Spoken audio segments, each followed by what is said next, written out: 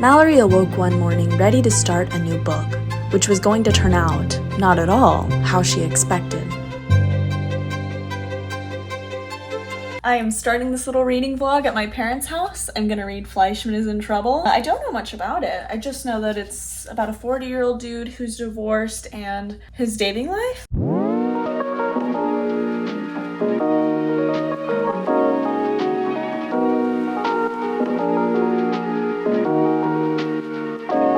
This is one of those books without chapters, eh?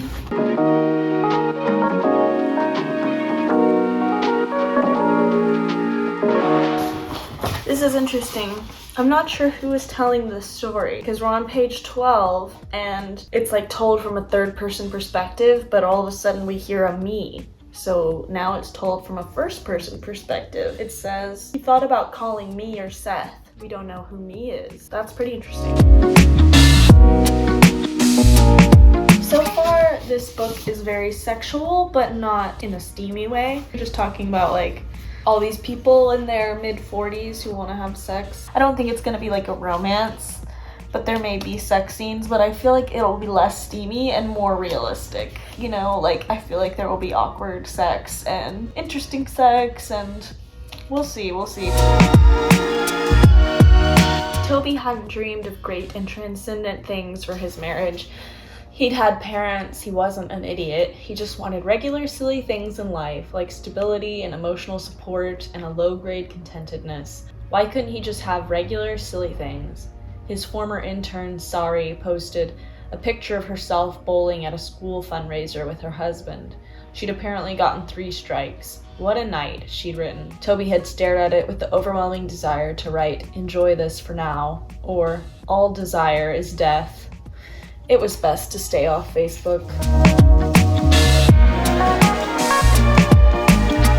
We finally kind of find out who the I is telling the story, and it is interesting. It's 30 pages in, so I don't know how much of a spoiler it is to tell you, but I will. It's this girl that he meets in his study abroad program in Israel, which is interesting because I wasn't expecting a girl, but basically what I just found out is that she's this girl. They meet and they definitely are friendly and like are liking each other, but then she stands up and she's 3 inches taller than him and it's an immediate turn off for both of them. So I think it's like they just form a friendship. But interesting. So I am about 120 pages through. This is a very addicting book. It's very good. So far, it is equal parts funny and demoralizing. It's about this man's divorce and his exploration of the world after his divorce and his relationship with his kids. And Taffy, the way you write, it's this biting sort of humor that even non-divorced people can relate to, just as like human beings who've experienced emotion. You can like totally sympathize with our main character, Toby Fleishman, and his struggles and the situations and feelings that he has, like about his newly ex-wife, Rachel, who's like this vicious, loveless woman, at least from his perspective, and all the dealings he has to go through. And the way these situations are described are, you know, partially depressing. It's a sad situation, but also funny. Like there is humor in the situations and the conversations he finds himself in with the neighbors who are nosy and want to know the details of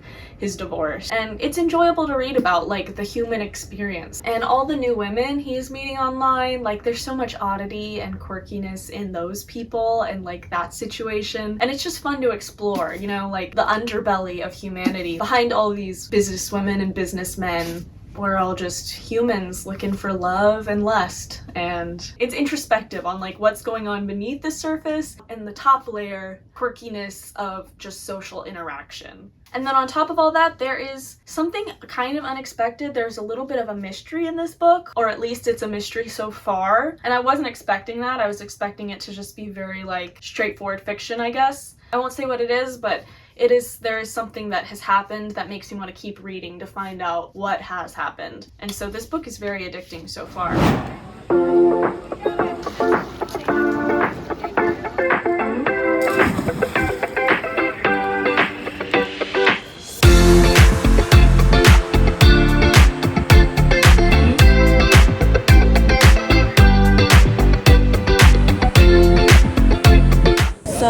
It's a third-person perspective from a friend's point of view, and we rarely visit her perspective. I finally realized, like, kind of what the point is, like, why she's there, why this third perspective is there, and I think it's because we can see Toby's flaws from her perspective, and you can't when it's from his perspective. Like, he's the victim this whole book, but finally, like, page 224, we're starting to see some of his negative character qualities. Interesting.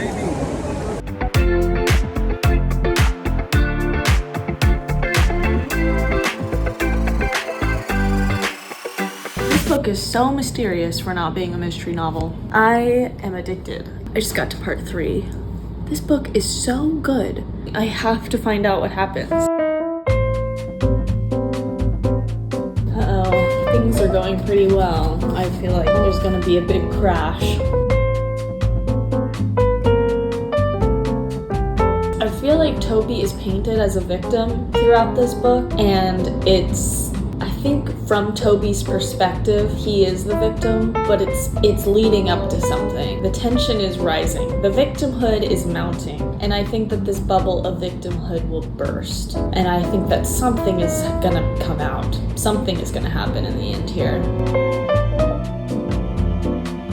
Alexa, what does blithe mean? Alexa, what does blithe mean? Alexa.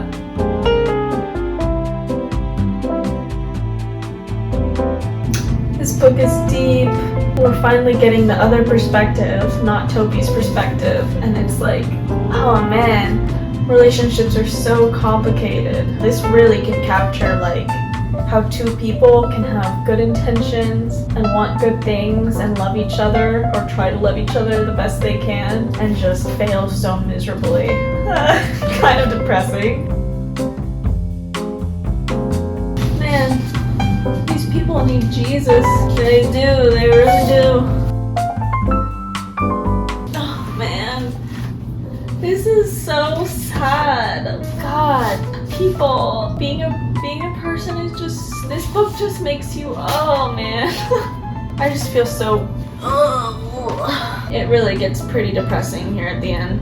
It's just hard to be a person and be fully loved and understood by other people. Gosh, dang.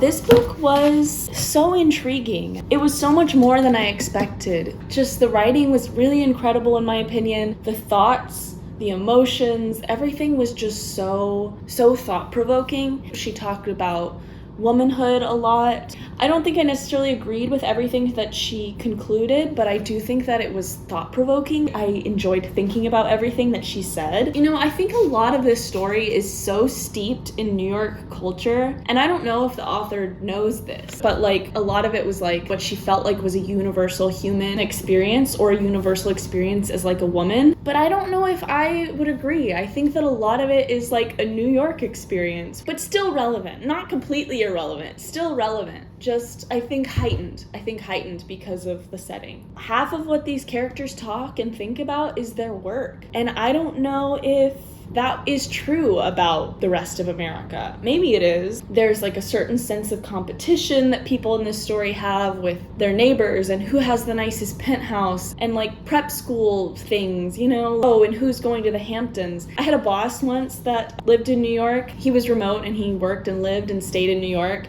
And the difference in culture it actually surprised me. Like, I felt like we were kind of on two different levels. It's just, you know, it's just hustle culture. That's what New York is. It's fast paced, it's hustle, it's make money, and it's take care of your family as well as you can, but in ways that look different than how I would take care of my family. It kind of made me consider, you know, my beliefs and my values and my life and my relationships, which is an interesting task for a fiction book to do, but it did. It made me think about what do I value, how do I communicate with people, what do I think about working and being a woman, what are my hopes when I become a mom, what are my hopes for my life, and if things don't turn out exactly as I hoped, what will I do? How will I think about myself? It makes you consider these things, and I love a book that makes me think about my own life, you know?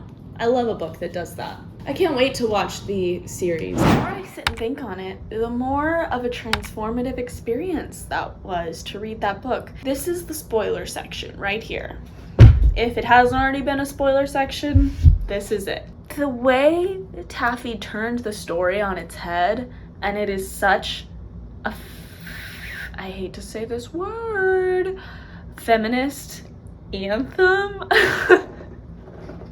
It was just a very well told, thought-provoking Trojan horse of a feminist story. Everyone in the story is kind of bad. No one is a good human. No one's a perfect human, let's say. But that's real life. No one is a perfect human. And as much as I don't really like anyone and don't even agree with all the points, and I don't think that Rachel was this perfect character, she was flawed. She was definitely flawed. But it's a story of not being heard. You know, it starts out where Toby is the woman. Toby is the one we feel sorry for. Toby is the homemaker and the one that cares the most, and he's the one that's always home taking care of the kids. And Rachel is the man.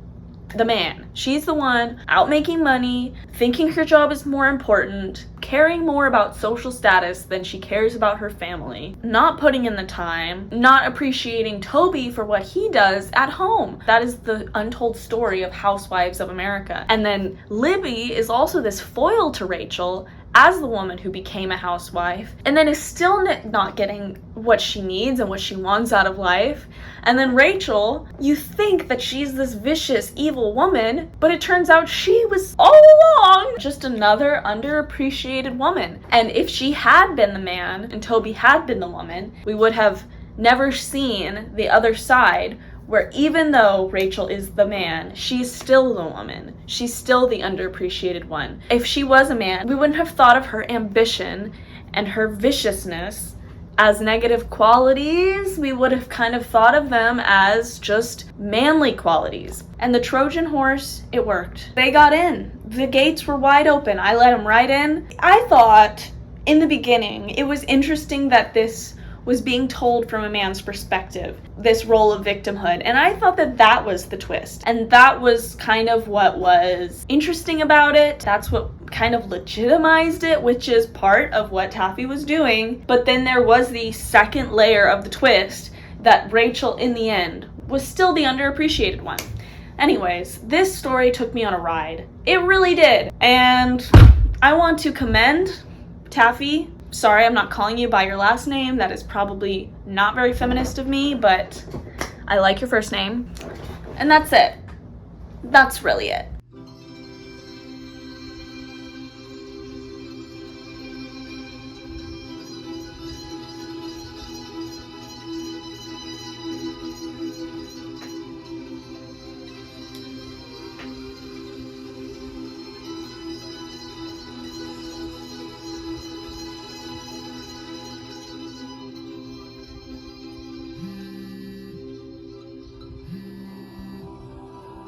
Toby Fleishman awoke one morning inside the city he'd lived in all his adult life, which was suddenly, somehow, now crawling with women who wanted him.